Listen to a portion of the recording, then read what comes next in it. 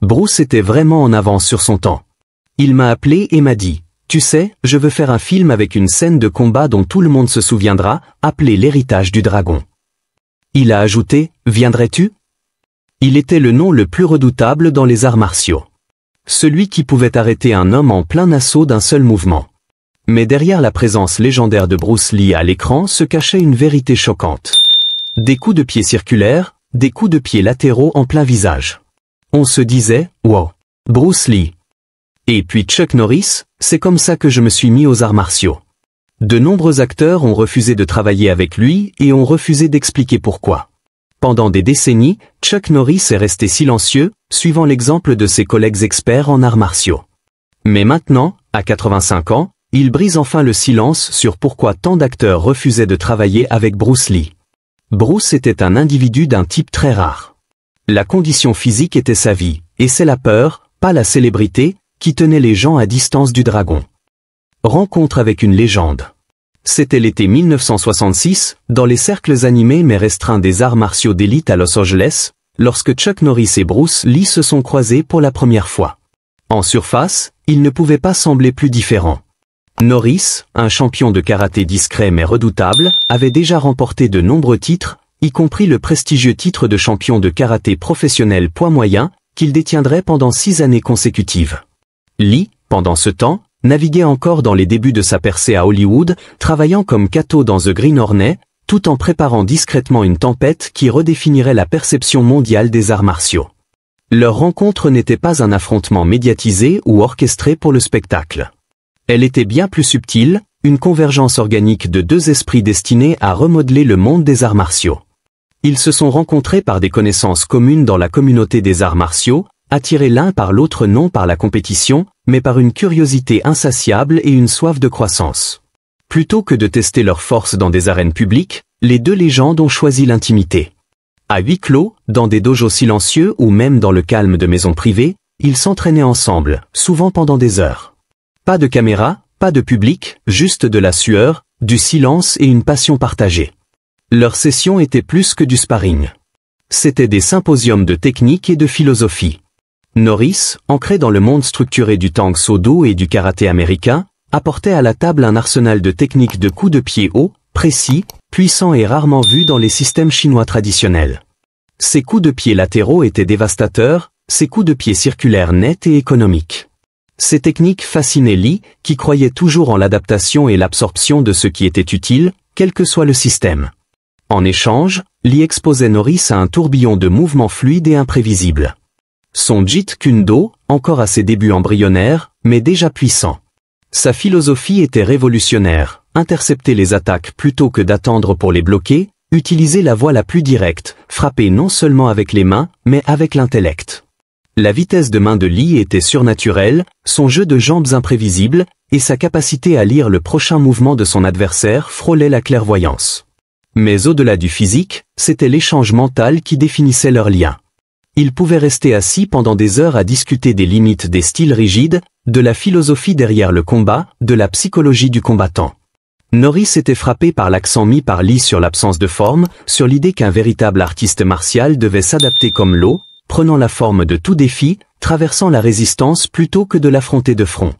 Mais les techniques d'arts martiaux n'étaient pas le seul sujet que ces deux légendes discutaient à huis clos. À l'époque, Bruce Lee avait déjà remarqué qu'Hollywood essayait de le mettre à l'écart. De nombreux acteurs ne répondaient pas à ses invitations pour des castings, tandis que d'autres refusaient carrément de travailler avec lui. Les exécutifs d'Hollywood insistaient pour le cantonner à des rôles qui le limitaient. Il perdait espoir de faire plus, de devenir plus. Mais en Chuck Norris, Bruce Lee trouva un ami loyal, quelqu'un vers qui se tourner en cas de besoin, à la fois sur et hors écran. Ce qui émergea de leur temps ensemble n'était pas une rivalité. C'était de l'alchimie. Ils avaient allumé quelque chose l'un dans l'autre. Et bien qu'ils deviendraient par la suite des icônes de manière très différente, leur rencontre en 1966 fut une détonation silencieuse qui altéra à jamais le cours des arts martiaux en Occident. Ainsi, lorsque Bruce Lee décida de tout donner dans un film qu'il réaliserait et dans lequel il jouerait, il n'avait aucun doute sur la personne qu'il voulait choisir comme antagoniste. Et ainsi naquit l'héritage du dragon, et le monde assista à quelque chose qui allait changer la définition même des combats d'arts martiaux. L'affrontement au Colisée, plus qu'un combat.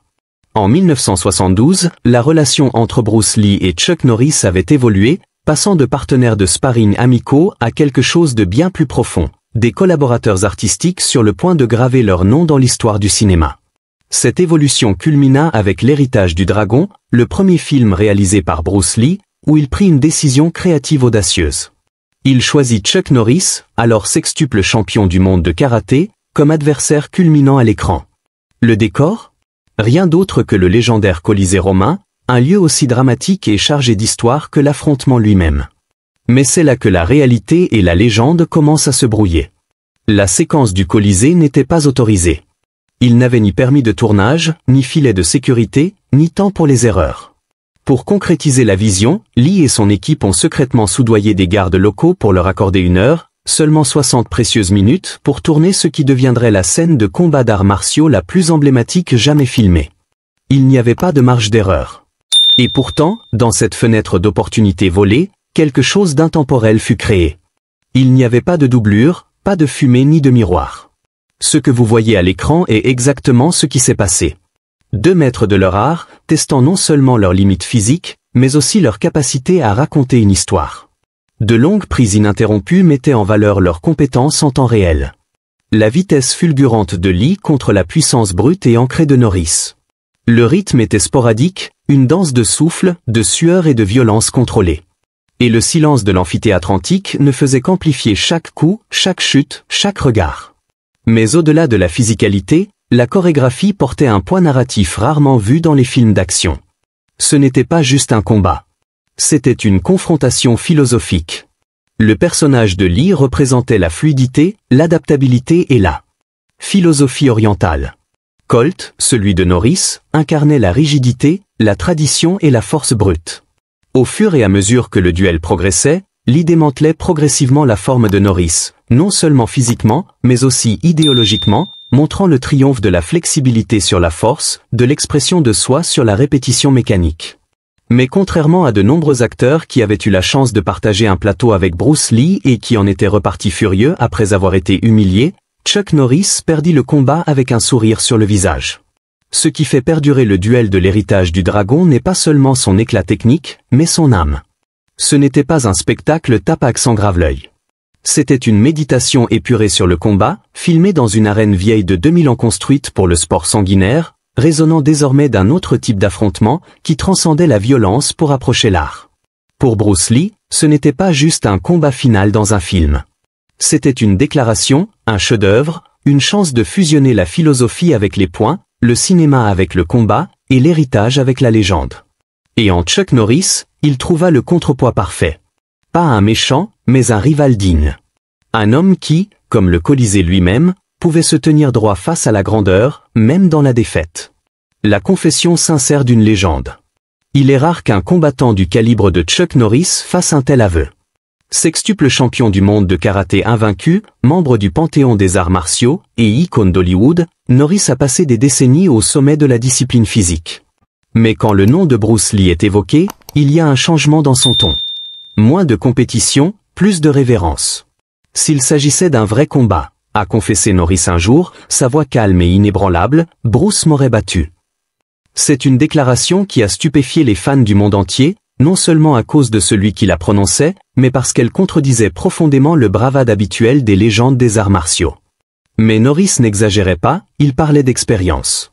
Les deux hommes s'étaient régulièrement entraînés ensemble à la fin des années 1960, alors que tous deux étaient des étoiles montantes dans le monde des arts martiaux. Au début, leur style s'opposait comme le jour et la nuit. Le bagage traditionnel de Norris en Tang Soo Do et karaté mettait l'accent sur des coups de pied puissants, le contrôle et la structure. Lee, encore en train de développer ce qui deviendrait le Jeet Kune Do, était tout en vitesse et improvisation, un tourbillon non orthodoxe de techniques de mains explosives et de réflexes fulgurants. Lors de nos premières sessions, je pouvais le surpasser en coups de pied, se souvient Norris. C'était ma spécialité. Mais Bruce n'avait pas besoin de gagner le premier round. Il avait juste besoin d'observer. Bruce Lee était un étudiant au sens le plus pur. Chaque session de sparring était une salle de classe. Il analysait les schémas de mouvement, identifiait les écarts de timing, puis les démantelait. Pas par la force brute, mais en utilisant les forces de son adversaire contre lui. En quelques semaines, l'équilibre du pouvoir commença à changer. Lee commença à intégrer les techniques de Norris dans son propre combat, mais avec une touche personnelle. Il utilisait les coups de pied circulaires signature de Norris comme des amorces, des feintes, voire des diversions. Il les réingéniait, raccourcissant leur exécution, les combinant avec des pièges à main, les masquant derrière une vitesse aveuglante. Mais ce n'était pas seulement le côté physique de Bruce Lee qui le rendait imbattable. Selon Norris, c'était son esprit, aiguisé, stratégique et singulièrement concentré. Bruce ne se battait pas pour marquer des points, dit Norris. Il se battait comme si sa vie en dépendait. Cette mentalité de survie, de domination, de ne jamais hésiter donnait à Lee un avantage que peu d'adversaires pouvaient gérer. Il ne vous combattait pas. Il combattait tout ce qui se dressait entre lui et la victoire. La peur, la douleur, l'ego. Tout cela disparaissait quand Bruce entrait en mode combat. Et contrairement à de nombreux combattants, il ne s'appuyait pas sur des routines. Il n'y avait pas de plan à suivre. Un jour, il était boxeur, le lendemain escrimeur, le surlendemain bagarreur de rue. Il fusionnait les styles et les philosophies avec aisance, le rendant dangereusement imprévisible. Norris décrirait plus tard cela comme essayer de se parer avec un fantôme qui pense 10 étapes à l'avance. Malgré la nature hypothétique de la question « qui gagnerait ?», il n'y avait jamais de véritable rivalité entre les deux. En fait, ils se respectaient profondément. Norris a joué face à Lee dans L'Héritage du Dragon, un chef-d'œuvre cinématographique qui présentait l'une des scènes de combat les plus emblématiques de l'histoire du cinéma. Pourquoi Hollywood le craignait? Malgré l'éclat cinématographique de Bruce Lee, son charisme à l'écran et son art martial révolutionnaire, un schéma étrange émergea à Hollywood. De nombreux acteurs, même des stars établies, refusaient catégoriquement de travailler avec lui. Pour un œil non averti, cela pouvait ressembler à un problème d'emploi du temps ou à des différends créatifs, mais ceux qui connaissaient les rouages internes d'Hollywood murmuraient une vérité plus troublante. Bruce Lee avait une présence qui transcendait la performance. Sur le plateau, il ne jouait pas seulement, il rayonnait de maîtrise. Il n'exigeait pas l'attention, il la gagnait.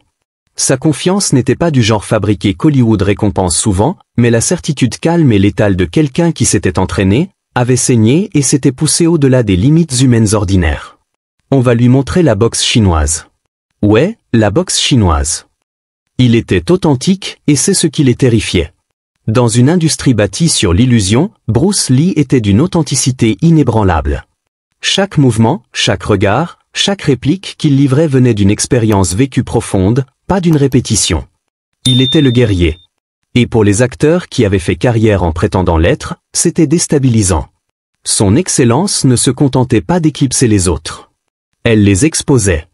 Il y avait des murmures derrière les portes closes, des rejets chuchotés lors de soirées ou dans les coulisses, le qualifiant de trop.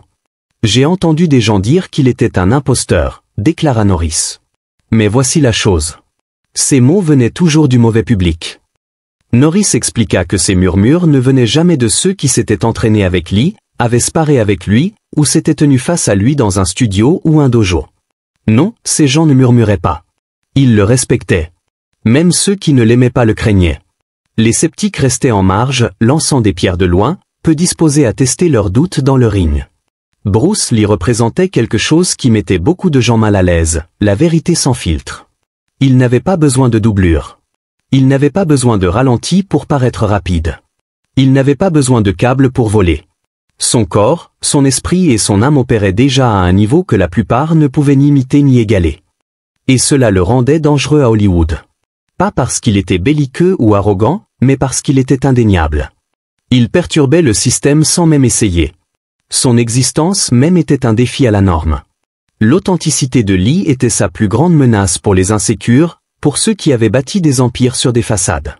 Il était l'incarnation de la réalité, et dans un monde alimenté par l'illusion, cela était profondément intimidant.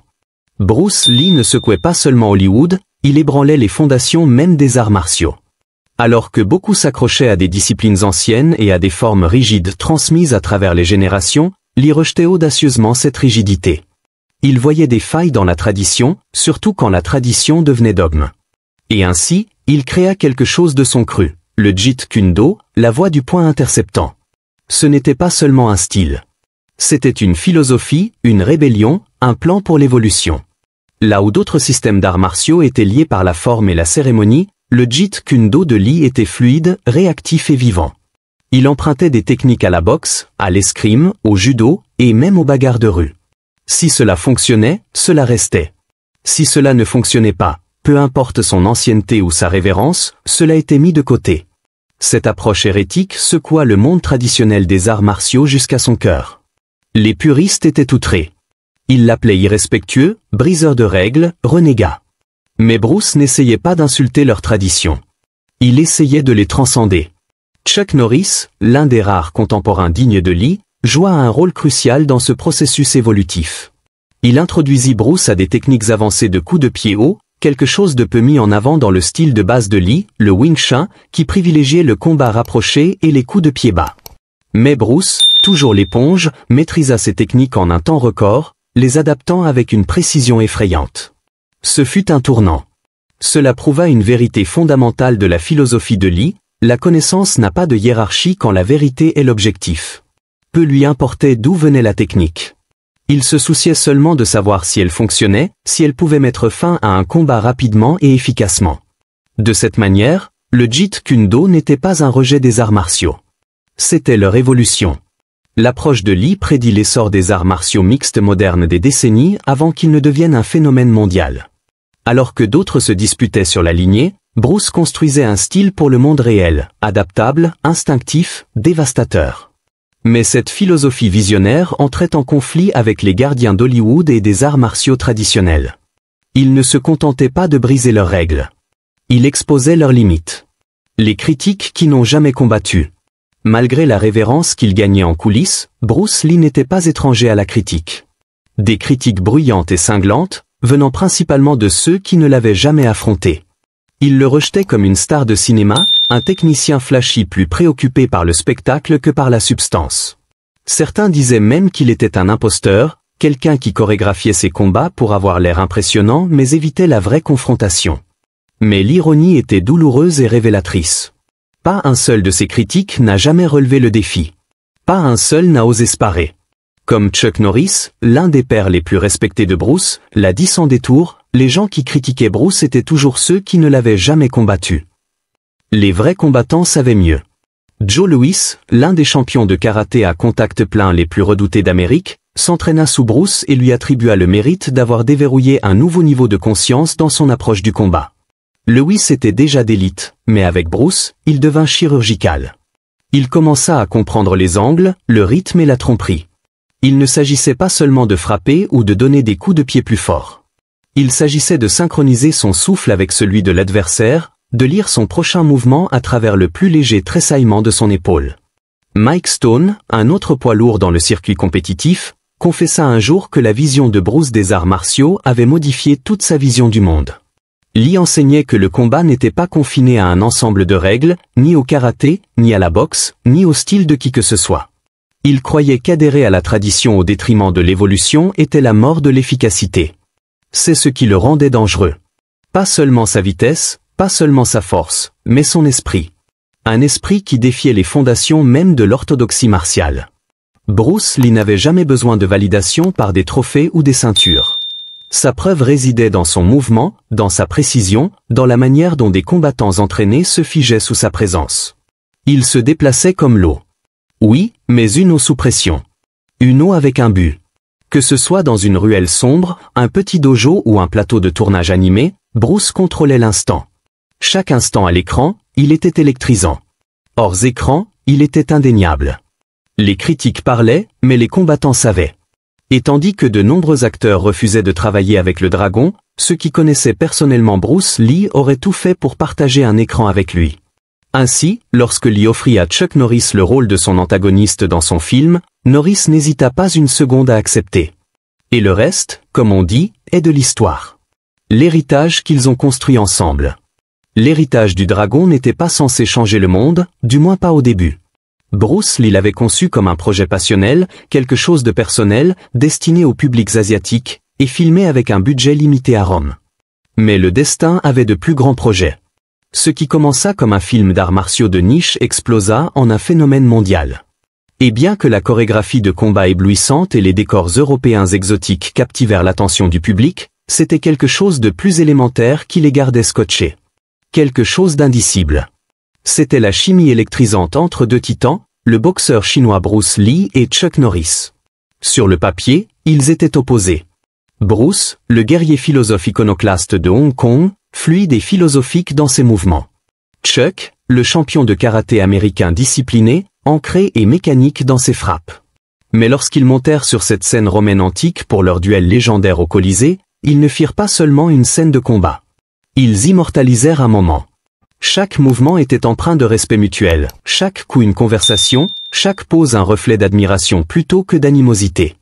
C'était moins une bataille qu'un ballet, une démonstration épique que les arts martiaux pouvaient être à la fois brutaux et beaux. En coulisses, leur lien était plus profond que ce que l'écran permettait. Lorsque Bruce Lee choisit Chuck Norris, il savait qu'il ne refuserait pas de travailler avec lui comme tant d'autres acteurs d'Hollywood. Norris comprenait à quel point Lee était puissant, innovant et fort, et agissait en conséquence.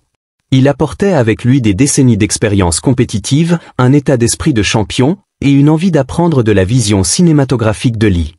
Leur amitié, construite sur la sueur, le sparring et une philosophie partagée, était l'une des rares à Hollywood intacte par l'ego. Ensemble, ils ne chorégraphièrent pas seulement un combat, ils chorégraphièrent un mouvement. L'héritage du dragon n'était pas juste un film. C'était une porte d'entrée. Il propulsa les arts martiaux des dojos faiblement éclairés et des théâtres de niche sous les feux aveuglants du cinéma mondial. Bruce Lee ouvrit cette porte avec son charisme brut et ses idées révolutionnaires. Chuck Norris aida à la maintenir ouverte, portant la discipline en Occident et inspirant des générations avec sa puissance stoïque et son dynamisme implacable. Leur héritage ne se mesure pas en vente de billets ou en trophées. Il se mesure dans chaque enfant qui a noué une ceinture noire autour de sa taille après avoir vu ce film. Il se voit dans chaque film d'action moderne qui ose rendre les combats poétiques plutôt que chaotiques. Et il se ressent dans la révérence silencieuse que chaque artiste martial éprouve pour ce moment où deux légendes se rencontrent, non pas comme ennemis, mais comme égaux. Le dernier mot de Chuck sur Bruce Lee. Après des décennies de silence mesuré, laissant le monde parler en murmures et spéculations, Chuck Norris, aujourd'hui à 85 ans, brise le silence sur pourquoi les acteurs refusaient de travailler avec Bruce Lee.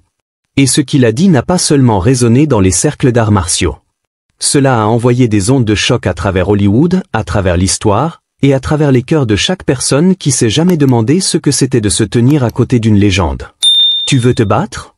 Je t'affronte. Ce n'était pas une phrase choc bon marché. Ce n'était pas un titre accrocheur. C'était une vérité qui brûlait sous la surface depuis des années. Une vérité trop lourde à exprimer jusqu'à maintenant. Les acteurs ne refusaient pas de travailler avec Bruce Lee parce qu'il était difficile. Ils ne l'évitaient pas à cause de l'ego ou de l'arrogance. La vérité était bien plus humiliante et bien plus inspirante. Ils refusaient parce qu'ils ne pouvaient pas suivre.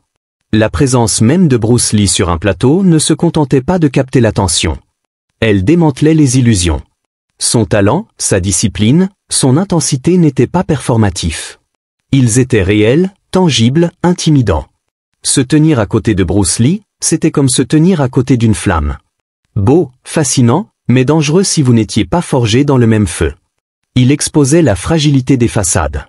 Le genre de vérité qui fait trembler les hommes, non pas de peur, mais de la réalisation qu'il se tenait à côté de quelque chose de transcendant.